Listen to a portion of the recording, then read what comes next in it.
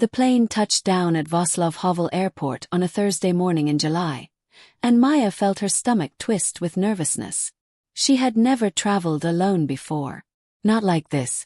Not to a foreign country where she didn't speak the language, didn't know anyone, didn't have a plan beyond the small apartment she'd booked for 2 weeks. Her mother had called it her quarter-life crisis trip. Maya called it necessary.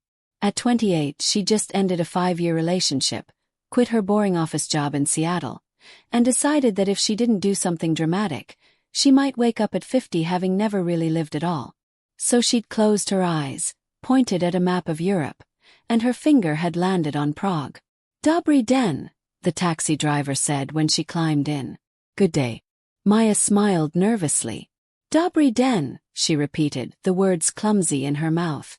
The drive from the airport into the city center made her forget her nervousness entirely. She pressed her face to the window like a child. The buildings were unlike anything in America, old in a way that made her breath catch. Not just decades old but centuries old. Pastel-colored walls of pink and yellow and cream, ornate details carved into every surface, red-tiled roofs stretching as far as she could see. And the spires. So many spires reaching into the blue summer sky. "Beautiful, Anno," the driver said, catching her eye in the mirror. "Yes, Anno," Maya whispered. "Very beautiful." Her apartment was in Vinohrady, a neighborhood the owner had described as local and quiet. It was on the 3rd floor of a building with an old cage elevator that rattled and creaked. The apartment was small but charming. High ceilings, tall windows, wooden floors that creaked pleasantly underfoot. From her window, she could see a park and a church with twin spires. Maya dropped her suitcase and sat on the bed. She was here. She was really here. And she had absolutely no idea what to do next. So she did what any nervous tourist would do. She went for a walk. Vinohrady was nothing like the tourist center she'd seen in photos. Here there were normal people doing normal things. Old women pulling shopping carts. Fathers with babies in strollers. Teenagers sitting in cafes, smoking and laughing. The streets were tree-lined and peaceful. Maya walked without direction, letting her feet carry her downhill, always downhill. She passed a small market selling fruits and vegetables, the sellers calling out prices in Czech. She passed a hospoda, a pub, where men sat outside drinking golden beer from tall glasses even though it was barely noon. She passed playgrounds and parks and corner shops with windows full of bread and pastries. Everything smelled different, yeasty and sweet, like sugar and old stone. After 20 minutes, the streets began to change. They grew narrower, more crowded. The buildings pressed closer together. And then suddenly, without warning, Maya turned a corner and stopped dead. She was standing at the edge of Old Town Square, Staromestsk na Mesti. It was like stepping into a postcard, except more real and more beautiful than any photograph could capture. The square was huge, surrounded by buildings that looked like wedding cakes, all Baroque details and soft colors. In the center stood the Church of Our Lady before Tin, its 2 Gothic towers dark and dramatic against the summer sky. To her left was the famous astronomical clock, Orlage, set into the wall of the old town hall. Tourists filled the square. Families taking selfies. Tour groups following guides with umbrellas held high. Street performers dressed as medieval knights. Artists selling paintings. A man making enormous soap bubbles that drifted across the cobblestones, catching the light. Maya felt tears prick her eyes, which was embarrassing but also impossible to stop. It was just so beautiful. So overwhelmingly, impossibly beautiful. She found a spot near a fountain and sat down just watching. Just breathing it all in. "First time in Prague?" someone asked in English. Maya looked up. A woman about her age stood there, holding 2 ice cream cones. She had short blonde hair and kind eyes and an accent that sounded British. "That obvious," Maya said. "You have the look. Like you can't quite believe it's real." The woman smiled. "I'm Sophie. I saw you sitting alone and thought you might like company. An ice cream. I bought 2 by accident." She held out 1 cone. "Strawberry." Maya took it, grateful. "Maya." Thank you. And yes, first time. I arrived this morning. Sophie sat down beside her. She was a graduate student from London, she explained, studying art history. She'd been in Prague for 3 months, researching Baroque churches for her dissertation. 2 weeks is a good amount of time, Sophie said. Enough to see the main things without rushing. You must walk across Charles Bridge at sunset, Karlov Most. It's absolutely magical. And go to Prague Castle, Pražský hrad, early in the morning before the crowds. And eat trudelník from the street vendors. And don't let anyone tell you it's not authentic Czech food. Who cares? It's delicious. They talked for an hour. Sophie drew a little map on a napkin, marking her favorite places. Hidden gardens, quiet churches, the best beer gardens, pivnice, a jazz club in Malá Strana, a cafe that served the best apple strudel, Jablkný závan. Tonight there's a free concert in Kampa Park, Sophie said. Classical music right by the river. Very romantic, very Prague. You should go. I don't know, Maya said. Going to a concert alone. Oh, you won't be alone. Half the city will be there. Sophie squeezed her arm. Prague is a city that rewards bravery. Trust me. Maya almost didn't go. She went back to her apartment, took a shower, and lay on the bed telling herself it was fine to stay in. She was tired. Jet lag. She could explore tomorrow. But then she looked at Sophie's napkin map, and she thought about what she'd come here for. To live. To be brave. So she put on a simple sundress, pulled her dark hair into a messy bun, and headed out. Following Sophie's directions, Maya took the tram, which was surprisingly easy, to Malá Strana. This neighborhood was different from Vinohrady. Older, more dramatic. The streets were narrow and steep, climbing uphill toward the castle that loomed above everything. Every building looked like a palace. Every doorway was an architectural masterpiece. She found Kampa Park just as the sun was beginning to set. It was a long, narrow park that ran along the Vltava River. Weeping willows dipped their branches into the water. Swans glided past. On the opposite bank, she could see Old Town, the buildings turning gold in the evening light. The concert stage was simple, just a platform with chairs for the orchestra and music stands. But the setting was anything but simple. Behind the stage, visible through the trees, was Charles Bridge with its Gothic towers and rows of Baroque statues. And beyond that, rising on the hill, was Prague Castle, its walls and spires commanding the skyline.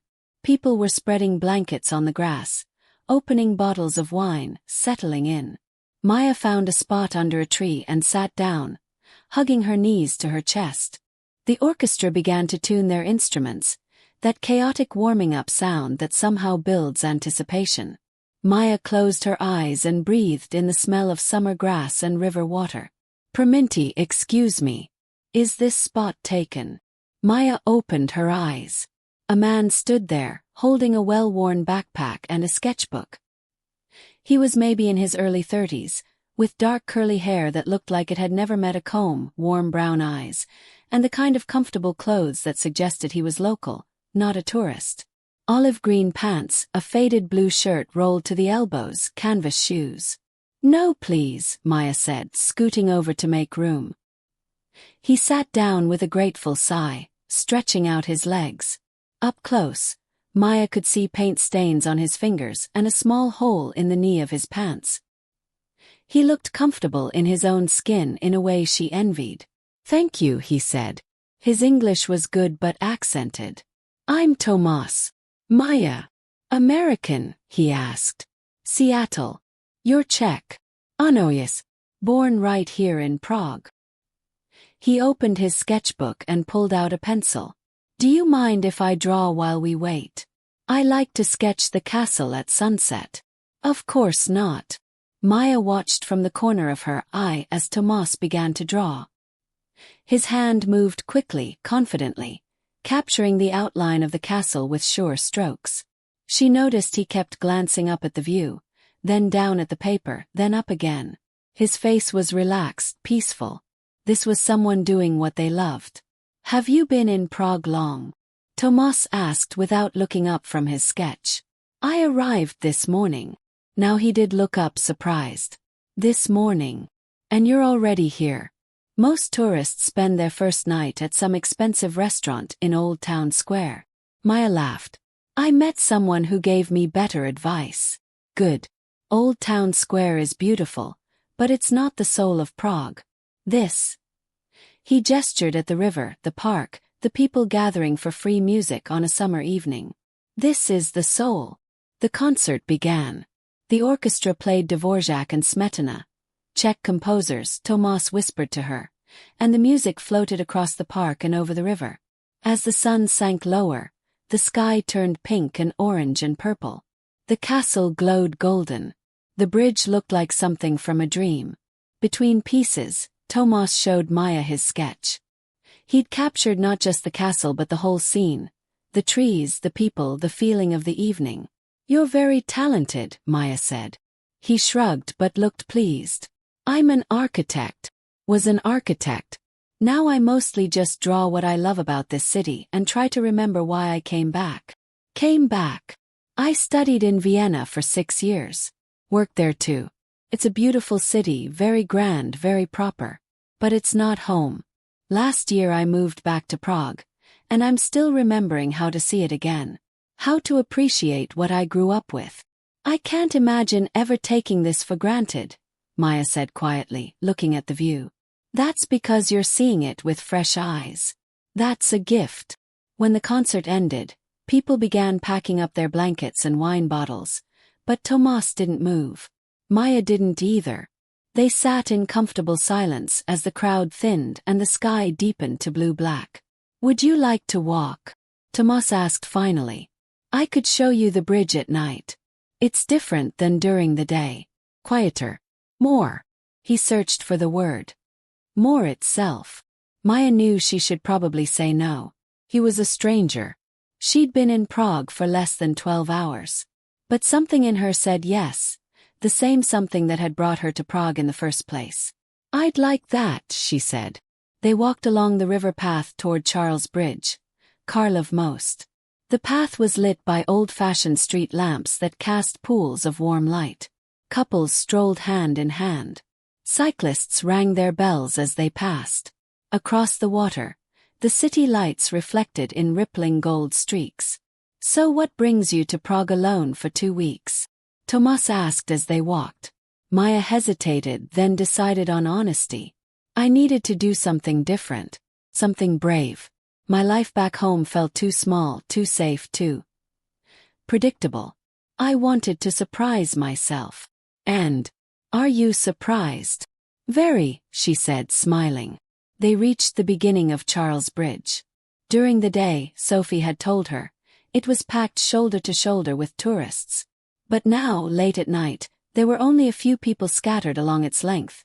Couples taking photos, an old man playing accordion, an artist still packing up his paintings. The bridge itself was extraordinary. Built in the 1300s, Tomáš explained, commissioned by King Charles IV. Nearly 500 meters long, connecting Old Town with Malá Strana, guarded at each end by Gothic towers that looked like they belonged in a fairy tale. But the most striking features were the 30 statues lining the bridge. Baroque sculptures of saints, each one dramatic and beautiful and unique. Each statue has a story, Tomáš said as they walked. This one is Saint Lutgard. See how Christ is letting her touch his wounds. And here is Brunkvik with his sword and lion. Czech legends say that when Prague needs him most, he'll come back to defend the city. Maya stopped at each statue, looking up at the weathered faces. Even in the darkness, lit by street lamps, they were magnificent. And this, Tomáš said, is the most famous. Saint John of Nepomuk, Jan Nepomucki. The statue showed a priest in flowing robes, and at the base was a bronze relief plaque worn smooth and golden from countless hands touching it. The legend says he was thrown from this bridge in 1393 for refusing to reveal the Queen's confession, Tomáš explained. Now tourists touch this plaque for good luck. You're supposed to make a wish. Do you believe it works? Maya asked. I believe Prague has magic, Tomáš said simply.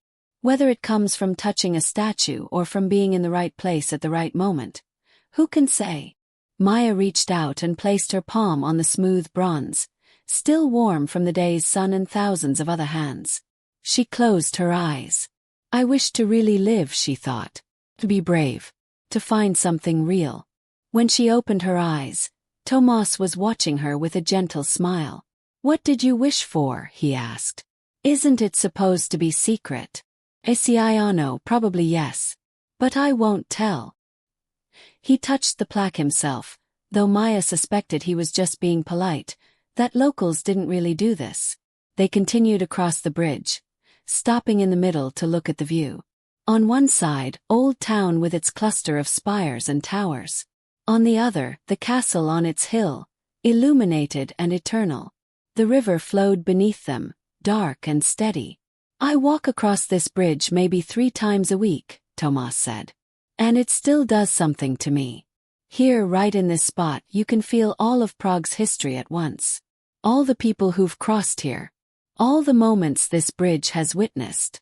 Coronations and invasions and revolutions. First kisses and last goodbyes. It's all still here somehow, soaked into the stones. Maya felt it too. A weight and lightness at the same time. A sense of being very small and yet part of something enormous. Thank you for showing me this, she said.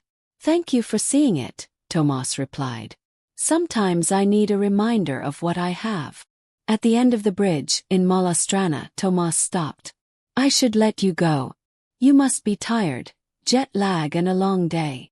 I am tired, Maya admitted. But I'm also. I don't want this to end. The words hung in the air between them. Tomáš studied her face for a long moment. I have an idea, he said. Tomorrow is Friday. Are you free? I'm free for 2 weeks. Then let me be your guide tomorrow.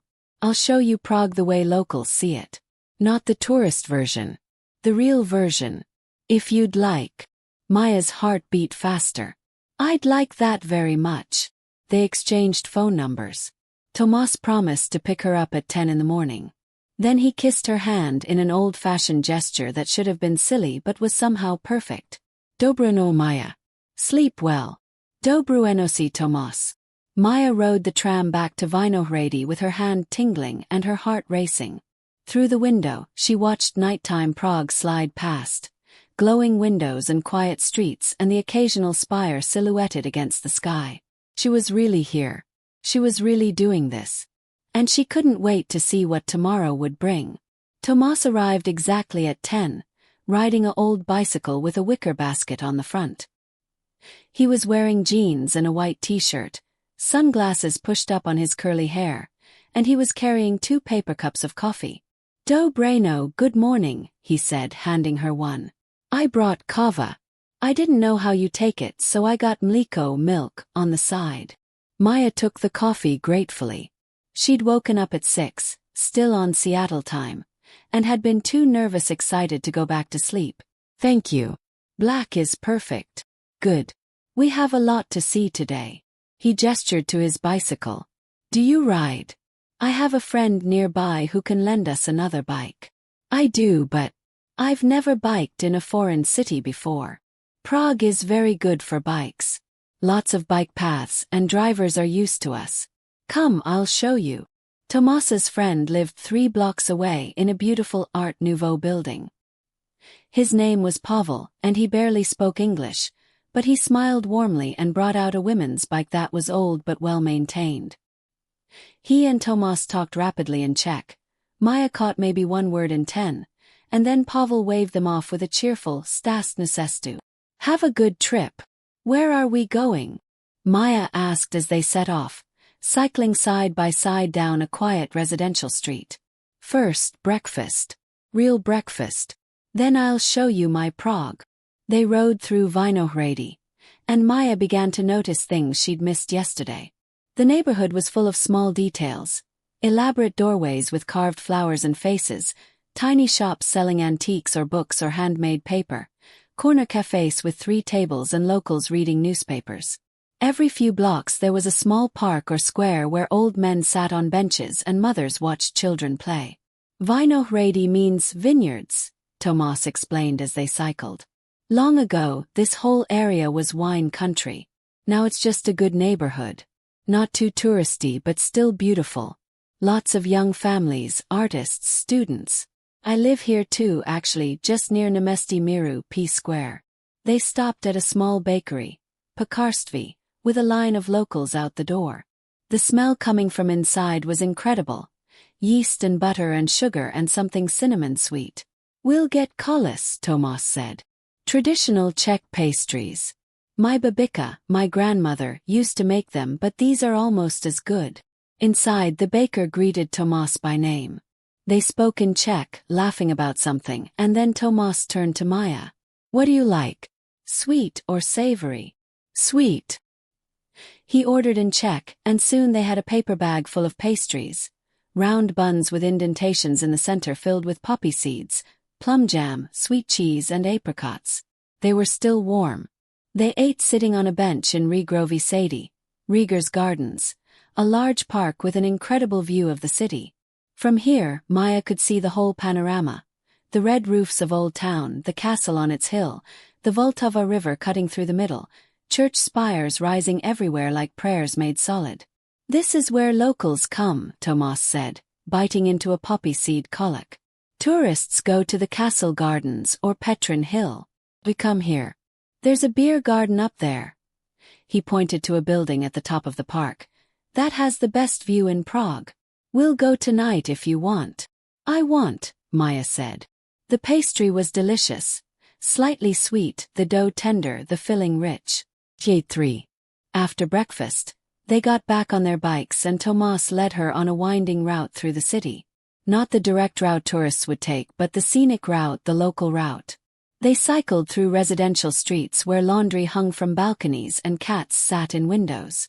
They rode along the river on a dedicated bike path, the water sparkling in the morning sun. Tomáš pointed out things as they went. That building has the best zmrzlina, ice cream. That hospoda makes perfect svikova, beef in cream sauce, very traditional. That small theater shows independent Czech films. That bridge is where couples put locks, like in Paris, even though the city hates it. They stopped at Vyšehrad, a fortress on a hill south of the city center that Maya had never heard of. It was quieter than Prague Castle, less crowded, but equally beautiful in a different way. More romantic, more mysterious. This is the ancient seat of Czech princes, Tomáš explained as they walked their bikes through the gates. Before Prague Castle, there was Vyšehrad. The legends say a princess named Libuš stood here and prophesied the founding of Prague. She said, I see a great city whose glory will touch the stars. Inside the fortress walls were beautiful gardens, a Baroque church, and a cemetery that took Maya's breath away. It wasn't sad or creepy, it was like an outdoor art gallery. Elaborate tombstones and monuments filled the space, many in Art Nouveau style with flowing figures and floral designs. This is Vyšehradsky Hřbitov, Vyšehrad Cemetery, Tomáš said quietly. Many famous Czechs are buried here. Dvořák, Smetana, Mucha, Kapik. People come to pay respects but also just to walk and think. It's peaceful. They wandered slowly through the paths. Tomáš showed her his favorite monuments. A grieving woman carved from white marble, a tomb covered in mosaics, a simple stone marker for a poet he loved. The cemetery was shaded by old trees, and everything was quiet except for birdsong and the distant sound of the city below. Do you come here often? Maya asked. Maybe once a month. When I need to remember that life is short. That what we create and how we love, that's what lasts. He looked a little embarrassed. Sorry, that's very serious for a Friday morning. No, Maya said. I like it. I like that you think about these things. From Vyšehrad, they could see the river stretching north toward the center of Prague. They stood at the wall, looking out, and Tomáš pointed out different neighborhoods. Nové Mesto, Staré Mesto, Josefov, Holsovis. Prague is really many small cities put together, he said. Each neighborhood has its own personality. Žižkov is bohemian and rough around the edges. Lots of artists and dive bars. Holsovis is industrial but becoming trendy. Josefov is the old Jewish quarter, very historic but also very expensive now. And Malá Strana, Lesser town. That's where nobles used to live. Still feels aristocratic. Where's your favorite? Maya asked. Here. Vinohrady and Vicerad. Close enough to everything but still quiet. Still real. He smiled at her. But ask me again in 2 weeks. Maybe you'll change my mind. They cycled back toward the center, crossing the river on a bridge decorated with Art Nouveau lampposts.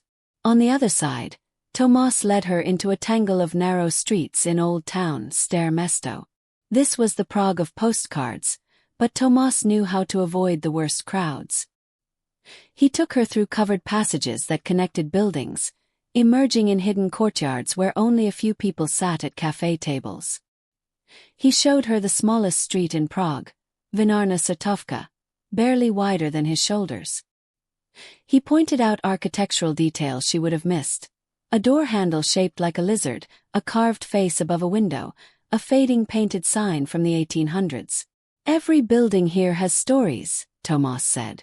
Some are 500 years old, some 700. People have lived and worked and loved in these same rooms for centuries. Sometimes I try to imagine all the lives these walls have seen. They stopped for lunch at a small restaurant, Restras, that had no English menu and no tourists. The waiter seemed to know Tomáš and raised his eyebrows in interest when he saw Maya, saying something teasing in Czech that made Tomáš blush. He says I never bring girls here, Tomáš admitted. He thinks you must be special. Maya felt her own cheeks warm. What did you tell him? That he should mind his own business and bring us Vikova and Pivo beer. The food arrived. Thick slices of beef in a cream sauce with cranberries, served with bread dumplings, nedliki, and a lemon slice. It was rich and hearty and delicious. The beer was cold and golden and perfect. This is amazing, Maya said. I never eat like this at home. Then you're not living right, Tomáš said seriously. Food should be pleasure, not just fuel. This is something we Czechs understand very well. After lunch they walked, pushing their bikes because the streets were too crowded to ride. Tomáš took her to see the astronomical clock up close, explaining how it showed not just time but the position of the sun and moon, the zodiac, the calendar of saints. It was built in 1410, he said. More than 600 years ago. And it still works. Every hour, the apostles appear in those windows and people gather to watch. It's touristy, yes, but also it survived wars and fires and invasions. That means something. They waited for the hour to strike, and sure enough the crowd gathered. Phones came out. The bells chimed. The mechanical apostles began their slow procession in the windows above the clock face. A skeleton figure pulled a rope. Death, Tomáš whispered, reminding everyone that time passes. Maya watched the crowd as much as the clock. Families with children. Elderly couples holding hands. Tour groups. Solo travelers like herself. Everyone looking up at this medieval marvel, sharing this moment. When it finished, the crowd applauded, which seemed strange for a clock, but also sweet. Want to go up? Tomáš asked, pointing to the tower. There's an elevator now, though the stairs are more authentic. Stairs, Maya decided. The climb was long, nearly 70 meters, Tomáš said, but worth it. At the top, they emerged onto a viewing platform that wrapped around the tower. The view was staggering. All of Prague spread below them in every direction. The red-tiled roofs like a textured blanket, the green copper domes, the spires, the river, the bridges, the castle, the hills beyond. Pani, Maya whispered, an expression she'd heard Czechs use. Oh my God. Tomáš laughed. You're learning. Yes, Pani. Even for me, this view never gets old. They stood there for a long time, pointing out different landmarks. Tomáš showed her where his apartment was, where he'd gone to school, where he liked to get breakfast on Sundays. He showed her the direction of Vienna, where he'd lived for 6 years. He showed her everything. Why did you really come back? Maya asked. You said to remember why you loved it, but Vienna is beautiful too. You could have stayed. Tomáš was quiet for a moment, looking out at his city. In Vienna I was successful. I had a good job at a prestigious firm. I dated a woman who was perfect on paper, Pretty, smart, ambitious. But I was empty. I didn't feel anything deeply. It was all surface, all performance. And one day I woke up and realized I couldn't remember the last time I'd felt truly alive. He turned to look at Maya. So I came home.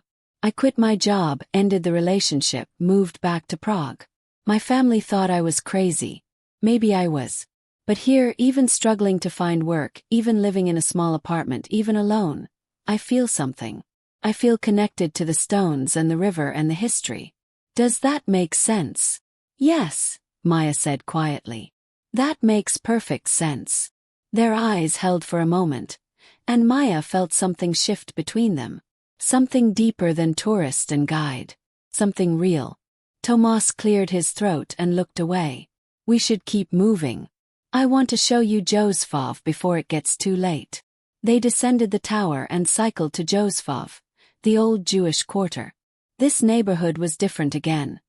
Smaller, more solemn, weighted with history. Tomáš locked their bikes and they walked. He showed her the old Jewish cemetery, where graves were stacked 12 layers deep because space had been so limited. Thousands of tilting headstones crowded together, some from the 1400s, weathered and leaning like old teeth. For centuries, this was the only place Prague's Jews could bury their dead, Tomáš explained softly. The community was confined to this small area, the ghetto. They couldn't own land outside it, couldn't do most jobs. But they created an incredible culture here. Scholars, rabbis, merchants. The synagogues are beautiful. We can visit some if you want. They went into the Spanish synagogue, which was breathtaking.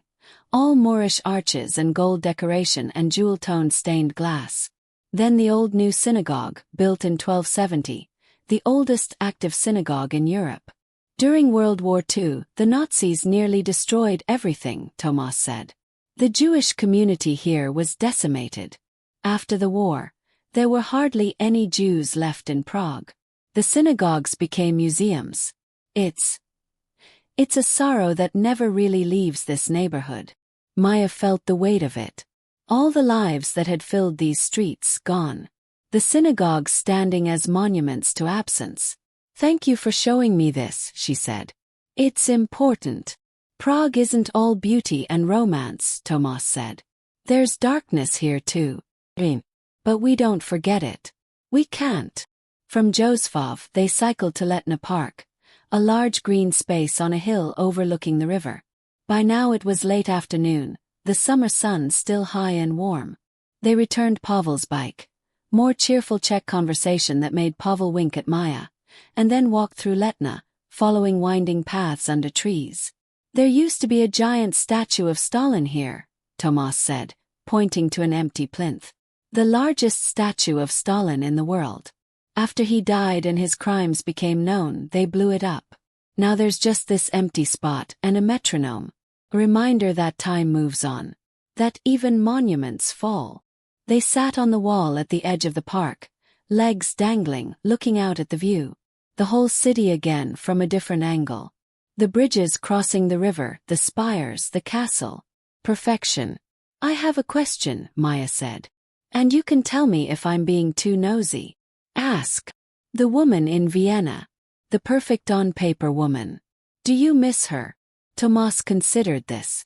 Sometimes I miss the idea of her.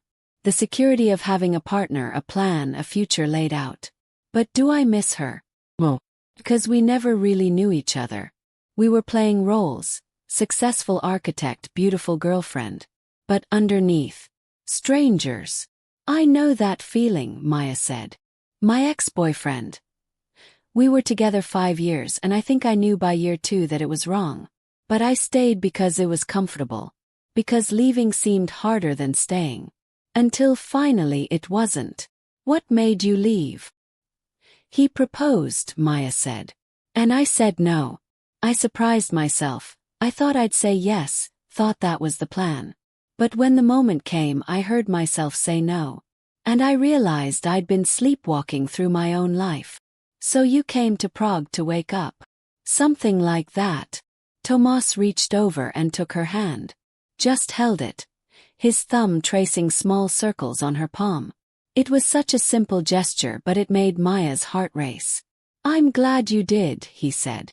They sat there as the sun lowered, turning the sky pink and orange. Other people came to watch the sunset. Couples, families, groups of friends with wine and snacks. A street musician set up and started playing guitar, soft folk songs in Czech. Pada, pada Rosika. Tomáš sang along quietly to one song. It means, the dew is falling. It's a children's song, but also, it's about how life is short and we should enjoy each moment. "Sing it to me," Maya said. In Czech. So Tomáš sang. His voice quiet and a little rough but sincere. "Pada, pada Rosika, na tu nosík viteka, pada rosa, kazda se nad sviho." What does it mean? Maya asked. The dew is falling on our little flowers. The dew falls, everyone finds their own. He smiled. It sounds better in Czech. It sounds beautiful in Czech. The sun finally set, the sky deepening to purple. The city lights began to come on, thousands of them, turning Prague into a constellation of gold. "Are you hungry?" Tomáš asked. "I promised you the beer garden." "Starving." They walked back through Letna to the beer garden Tomáš had mentioned that morning. It was called Letensk Sady and it was perfect. Long wooden tables under trees, strings of lights, the smell of grilled meat, the sound of Czech conversation and laughter. They ordered beer, pivo, in huge glasses and klobasa, sausages with mustard and bread. They sat at a communal table with other people, a mix of locals and tourists, everyone relaxed and happy. "This is real Prague," Tomáš said, clinking his glass against Maya's. "Na zdraví." "To health." "Na zdraví." Maya repeated and drank. The beer was cold and perfect, slightly bitter, incredibly refreshing after a long day. They talked for hours. About their families. Tomáš's parents still lived in Prague. His sister was a teacher. About their dreams. Maya wanted to write maybe travel journalism, something that combined words and exploration. About silly things. Favorite movies, worst haircuts, childhood pets. Around them, the beer garden filled and emptied and filled again. The lights glowed warmer as the night deepened. Someone started playing accordion at the next table. And people sang along to Czech songs Maya didn't know but loved anyway. "I don't want this day to end," Maya said, and immediately felt embarrassed for being so honest. But Tomáš just smiled. "Me neither. But we have tomorrow. And the day after. You said you have 2 weeks, Ono." "Ono. Then we have time." He walked her home, pushing his bicycle beside them, through the quiet night streets of Vinohrady. At her building they stopped, and there was a long moment where Maya thought he might kiss her. She wanted him to. But instead he just touched her cheek gently. "Dobro no, Maya. Sleep well. Tomorrow we'll go to the castle if you want. Early before the crowds." "I want," she whispered. "Dob good. I'll come at 8. "Is that too early?" "It's perfect." She watched him cycle away down the dark street, then climbed the creaky stairs to her apartment. Inside, she fell onto the bed, exhausted and happy and buzzing with something she hadn't felt in years. She was falling for this city. And she was falling for Tomáš. And for the first time in a long time that didn't scare her. The next morning, Maya woke before her alarm. She showered, dressed in comfortable walking shoes and a light skirt, and was waiting outside when Tomáš arrived on his bicycle at 8 exactly. "Dobrano, sleepyhead," he teased. "I thought Americans loved sleeping in. Not when there's Prague to see." They took the tram to Malá Strana, then walked up the hill toward the castle. It was a steep climb, but Tomáš knew shortcuts. Small staircases between buildings, narrow lanes that cut through gardens. "This is the stairs Amek Shodi, old castle stairs," he explained as they climbed a beautiful staircase lined with Baroque street lamps. Much nicer than the crowded main road. They emerged at the castle gates just as they opened at 9. Pražský Rad, Prague Castle, was massive, sprawling across the hilltop. Palaces, churches, gardens, courtyards, all surrounded by walls. "It's the largest ancient castle in the world," Tomáš said. "Founded in the 9th century. Kings and emperors and presidents have ruled from here. Now it's still the official residence of the Czech president. They showed their tickets and entered. The first courtyard was huge and formal, but Tomáš quickly led her through to the second courtyard, then the third where St. Vitus Cathedral rose up like a fever dream. Maya actually gasped. She couldn't help it. The cathedral was Gothic architecture at its most extreme. All pointed arches and flying buttresses and intricate stone lacework, the spires seeming to pierce the sky itself. Svati Vit, Tomáš said softly. Took almost 600 years to finish. Come, the inside is even better. Inside was dim and cool and holy. Light poured through stained glass windows, casting colored patterns on the stone floor. Tomáš showed her the Mucha window, designed by the famous Art Nouveau artist Alphonse Mucha, all flowing lines and beautiful faces. He showed her the tomb of Saint Wenceslas. Dobry Král Václav, the good king from the Christmas Carol, he explained. He showed her the crown jewels chamber, though the jewels themselves were locked away. The crown of Bohemian kings, Tomáš said, pointing to the locked door. Legend says anyone who wears it unjustly will die within a year. The Nazis tried to steal it during the war, but the keys were hidden and they failed. They climbed the tower, another long spiral staircase, and emerged high above the city once again. But this view was different from the old town hall tower. Here they could see the cathedral's roof up close, the intricate tiles arranged in geometric patterns, and spreading below, the entire city in morning light. Do you ever get tired of these views? Maya asked. Never. Each one is different. Each one reminds me of something. They explored the rest of the castle complex, the old royal palace with its massive Vladislav Hall, the tiny golden lane where alchemists supposedly once worked, though Tomáš said that was probably just legend, the beautiful gardens terraced down the hillside. By noon they were hungry again. Tomáš took her to a small restaurant just outside the castle grounds, away from the tourist traps. Local, he said. A chain, yes, but they make good traditional food and the beer is fresh. Very Czech. They ordered goulash, gulas, thick beef stew with dumplings. And more beer because you can't eat Czech food without Czech beer, Tomáš insisted. The restaurant was full of locals on lunch break, all speaking Czech, all ignoring the tourists outside taking selfies. Maya loved it, feeling like an insider, like someone who knew where to go. What do you want to do this afternoon? Tomáš asked. We could walk through Malá Strana. I can show you the gardens. Or we could take a boat on the river. Or just rest somewhere quiet. Show me your favorite place, Maya said. The place you go when you want to be alone and think. Tomáš smiled. Okay. It's a bit of a walk, but I think you'll like it. They walked down from the castle, through the Baroque palaces and churches of Malá Strana. Tomáš showed her the church of St. Nicholas, Kostel Svatého Mikuláše, with its green copper dome visible from all over Prague. They walked past the Wallenstein garden with its peacocks and fountains.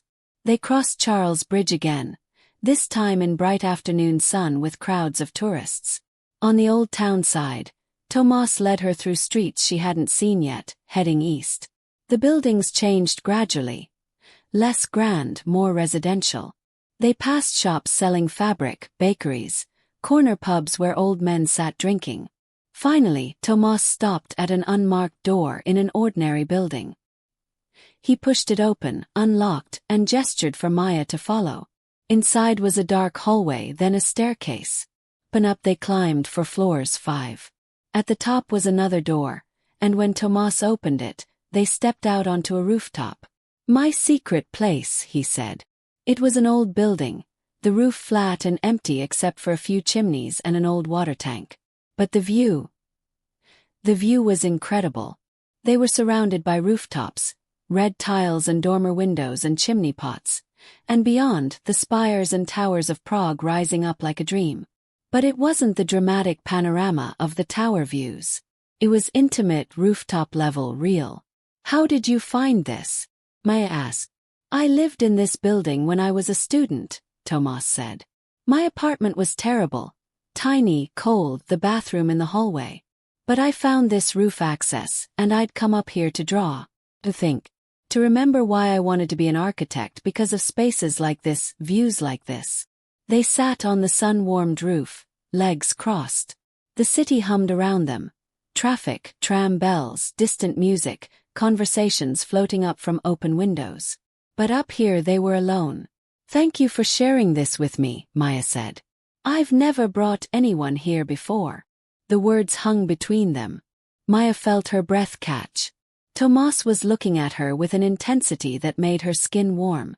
"Maya," he said quietly, "I need to tell you something." "Okay." "I know you're only here for 2 weeks. I know you'll leave, go back to Seattle, continue your life.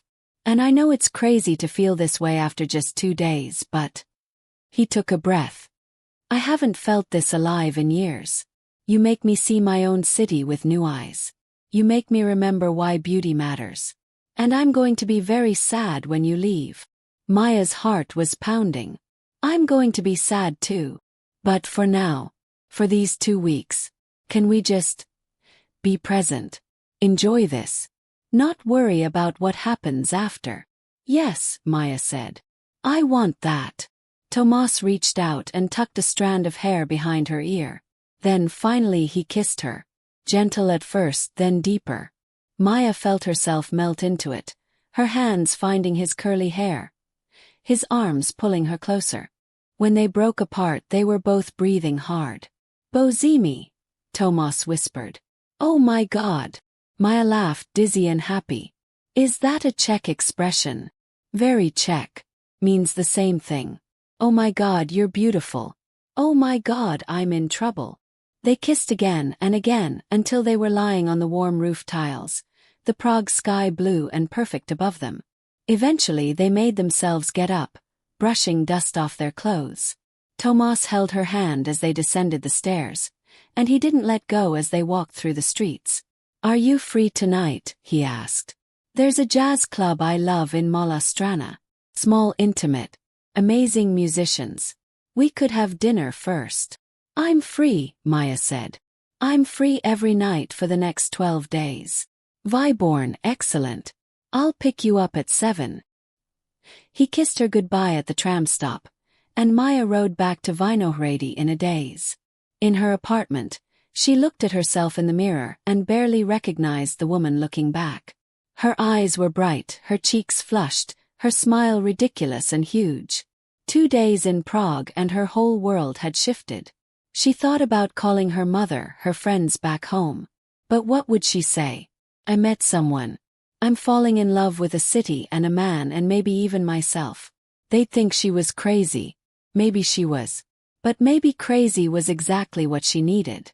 That evening, Tomáš took her to a tiny restaurant in Malá Strana that served traditional Czech Jewish cuisine. They ate cholent, a rich stew with beans and beef, and frgal, sweet pastries from Moravia, and talked about everything and nothing. After dinner they walked to the jazz club, which was literally underground, down a narrow staircase into a vaulted cellar that had probably been there for centuries. The space was intimate, maybe room for 40 people, with small tables crowded together and a tiny stage in the corner. The music was incredible. A quartet playing standards and Czech compositions, the bass vibrating through the stone walls, the trumpet soaring. Between them, Tomáš and Maya shared a bottle of Czech wine, vino, and he told her stories about Prague's jazz history. During communism, jazz was considered dangerous, he said. Too American, too free. But people played anyway in secret clubs in basements like this. Music as resistance. Even now, jazz clubs are where Prague's soul lives. Where people come to think and feel freely. They stayed until midnight, until the last notes faded. Outside it had started to rain. A summer storm, warm and sudden. They had no umbrella. "Run or wait," Tomáš asked. "Run." They ran through Malá Strana's narrow streets, laughing, the rain soaking them completely. By the time they reached shelter, an arched passageway between buildings, they were drenched.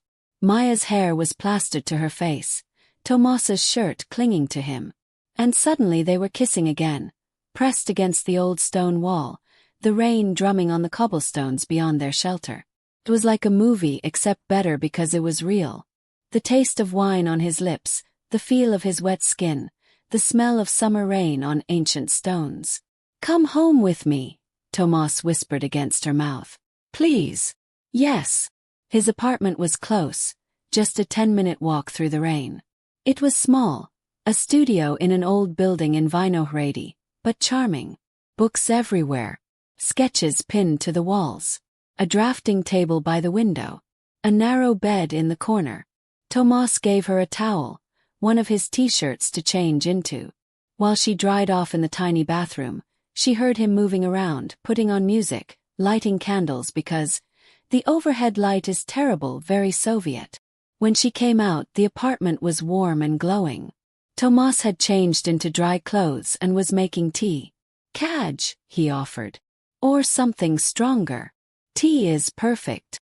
They sat on his bed, the only real seating, drinking chamomile tea and talking quietly. The rain continued outside. Inside, candlelight flickered on the walls.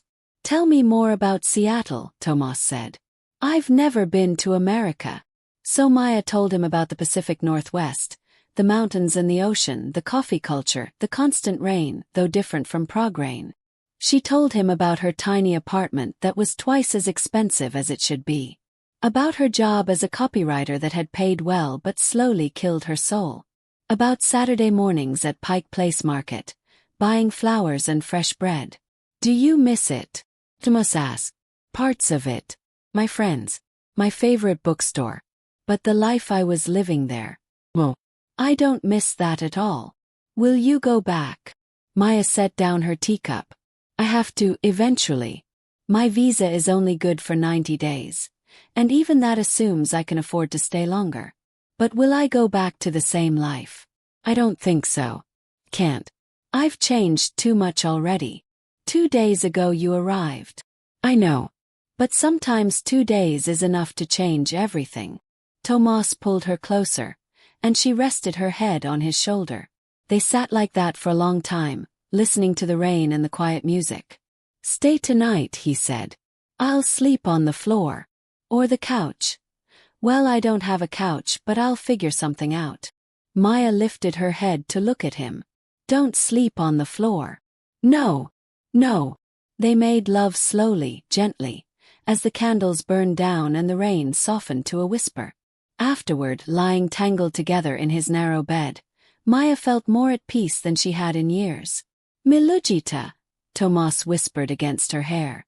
"Sorry, that's too much too soon. Forget I said it." But Maya had been learning Czech phrases obsessively on her phone. She knew what it meant. "Love you. Don't take it back," she whispered. "Because I feel it too." The next week passed like a dream. Maya and Tomáš fell into a rhythm. Mornings exploring, afternoons resting, evenings eating and talking and making love. Tomáš showed her parts of Prague she'd never have found alone. They took the tram to Žižkov, the bohemian neighborhood with the weird television tower that had crawling baby sculptures on it. They explored Holsovus, visiting the Diox Contemporary Art Gallery and eating at a hipster cafe that served avocado toast, which made Toma laugh. Even Prague isn't safe from this trend. They took a day trip to Kutna Hora, a small town outside Prague with a cathedral and an ossuary, a chapel decorated with thousands of human bones arranged in patterns. It should have been morbid but was somehow beautiful, a reminder of mortality that made life feel more precious. They went to an outdoor cinema in Letna Park, watching a Czech film with English subtitles under the stars. Maya understood maybe half of it, but she loved the music of the language, loved Tomáš whispering translations in her ear. They cooked together in his tiny kitchen. He taught her to make bramboriki, potato pancakes, and smazeny syr, fried cheese that was terrible for you and absolutely delicious. She taught him to make scrambled eggs the American way, which he found hilarious. Why so fluffy? Czech eggs are flat and practical. They talked about serious things and silly things. He told her about growing up during the Velvet Revolution, how his parents had joined the protests in 1989, how he barely remembered communism but its shadow was still everywhere. She told him about her complicated relationship with her father, about the pressure she felt to be successful, to have a plan. Americans are obsessed with plans, Tomáš observed one afternoon as they lay in Stromovka Park, a huge green space on the edge of the city. 5-year plans, career plans, retirement plans. What about just living? We're scared, Maya said. If we don't have a plan, we might fail. Might end up poor or alone or insignificant. And how's that working out? All this planning. Maya laughed. Point taken. But not everything was perfect. Sometimes Maya felt the ticking clock of her departure. Sometimes she'd be laughing with Tomáš and suddenly feel a wave of sadness, knowing this was temporary. And sometimes in quiet moments, she wondered if this was real or just a vacation romance, the kind that feels intense because you know it's ending. One night, about 10 days in, they had their first fight. They were supposed to meet for dinner, but Tomáš was late. Very late. Maya waited at the restaurant for an hour, growing increasingly worried and angry. When he finally showed up, he was apologetic but also defensive. I'm sorry, I lost track of time. I was working on a drawing and you couldn't text. For an hour. My phone died. Maya, it's not a big deal. It is to me. I was worried. And I felt stupid, sitting there alone while everyone stared at me. They argued on the street corner, their voices rising. A few passers-by glanced at them curiously. Finally Tomáš sighed. You're right. I should have been more thoughtful. I'm sorry. He reached for her hand. I'm not used to considering someone else. I've been alone for a while. But that's not an excuse. Maya felt her anger deflate. I'm sorry too. I overreacted. I think I'm just scared. Of what? That this isn't real. That it's just a pretty fantasy that will dissolve when I leave.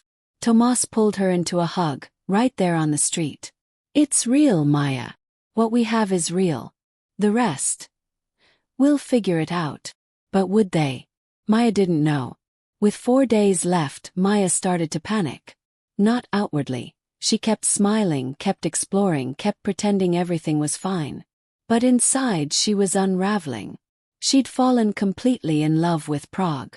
With its bridges and spires, its hidden courtyards and beer gardens, its resilient history and beautiful sadness. She loved the way trams rang their bells and the smell of Tridelnik on the streets and the sound of Czech conversation in cafes. But more than the city, she'd fallen in love with Tomáš. With his gentle intelligence, his artist's eye. His way of seeing beauty in everything. With the way he looked at her like she was precious. With the way he made her feel brave. The thought of leaving, of going back to Seattle to... What? The same apartment. A new copywriting job. Dating apps. Made her feel physically ill.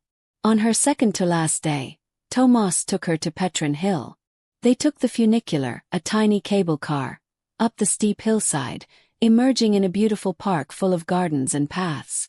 At the top was Petrin Tower, a mini Eiffel Tower built for the 1891 Jubilee exhibition. They climbed it, another tower, another view, but Maya never tired of them, and stood at the top looking out at Prague one more time. I don't know how to leave, Maya said quietly. Then don't. She looked at him, startled. What? Don't leave. Stay in Prague. Stay with me. Tomáš took both her hands. I know it's crazy. I know it's fast. But Maya, I love you. I want more time with you. Not 2 weeks. Not 2 months. Just him. To see where this goes. Tomáš, I can't just, my visa. You have 90 days total, right? Stay the full 90 days. We'll figure out the rest as we go. Maybe you can find work teaching English. Maybe you go back to Seattle but come back for visits. Maybe, I don't know. But let's not end this just because a plane ticket says so. Maya felt tears on her cheeks. I want that. I want that so much. Then do it. Be brave. Isn't that why you came here? That night, Maya lay awake in Tomáš's bed, listening to him breathe beside her. Her flight was in 2 days. She could change it, she'd bought a flexible ticket just in case. She had enough savings to last a few months if she was careful. But it was crazy. Staying in a foreign country for a man she'd known for 2 weeks. Her mother would have a heart attack. Her friends would think she'd lost her mind. But maybe losing your mind was the same as finding yourself. In the morning, Maya called the airline and changed her ticket. She'd stay for 2 more months. After that, they'd figure it out. When she told Tomáš, he picked her up and spun her around, laughing. "Ty sa uzasna, you're amazing. I can't believe you're staying." "I can't believe it either," Maya said. But she was smiling. Then for Christmas, when the city transformed into a wonderland of markets and mulled wine and snow dusting the castle like powdered sugar. It's January now, and Prague is covered in snow. Maya stands at the window of the apartment she shares with Tomáš, a bigger place in Vinohrady with room for both of them to work, and watches the city transform into a winter wonderland. She's been here 6 months. She never went back to Seattle, except for one quick trip to pack up her apartment and say goodbye to her old life. Now she teaches English at a language school and writes freelance articles about Prague for travel magazines.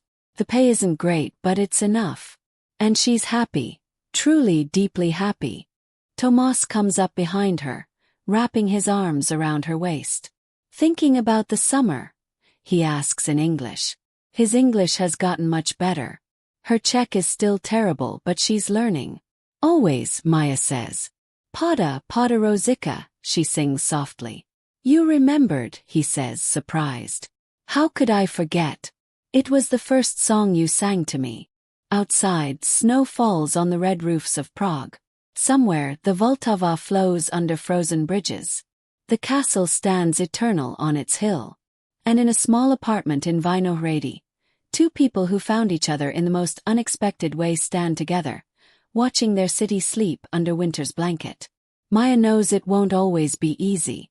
There are visa complications to navigate, cultural differences to bridge, practical realities to face.